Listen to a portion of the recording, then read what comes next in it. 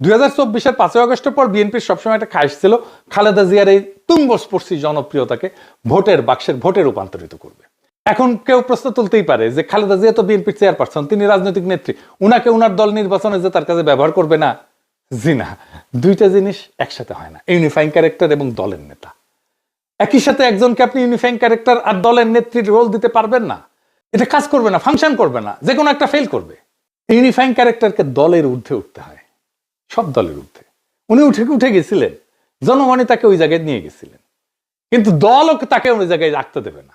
এই কাজটাই করতে হয় দলের লোকদেরকে, তাকে জনগণের কাছে সমর্পণ করতে হয়। কিন্তু খালেদা জিয়াকে তার নিজের দলের লোকেরা এবং তার দলের বাইরে এই সরকারের লোকেরা এমন ভাবে নিজের স্বার্থ সিদ্ধির জন্য ব্যবহার করছে, তা শুধু নিন্দাযোগ্যই না, খালেদা জিয়ার ঐতিহাসিক অবস্থানকে ক্রমাগত তারা ছোট করছে।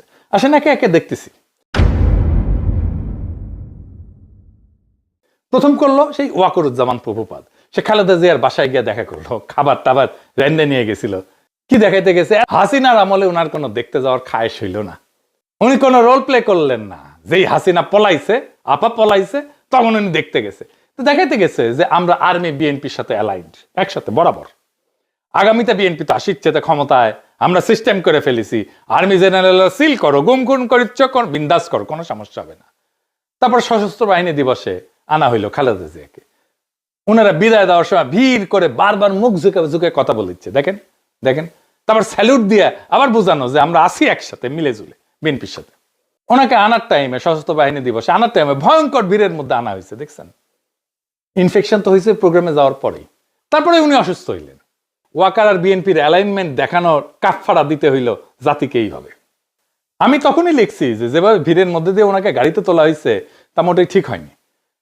ম্যাডাম যে গুরুতর অসুস্থ সেটাকেও বিবেচনায় রাখেনি। তার আশেপাশে ভিড় জমতে না দেওয়া এবং কথা বলার সময় অন্তত 1 মিটার দূরত্ব বজায় রাখা উচিত ছিল। এমনকি উনাকে যারা আনা নেয়া করছে বা কথা বলছে তাদের সবার তো নিজের মাস্ক পরা উচিত ছিল, ম্যাডামকেও মাস্ক পরে রাখা উচিত ছিল।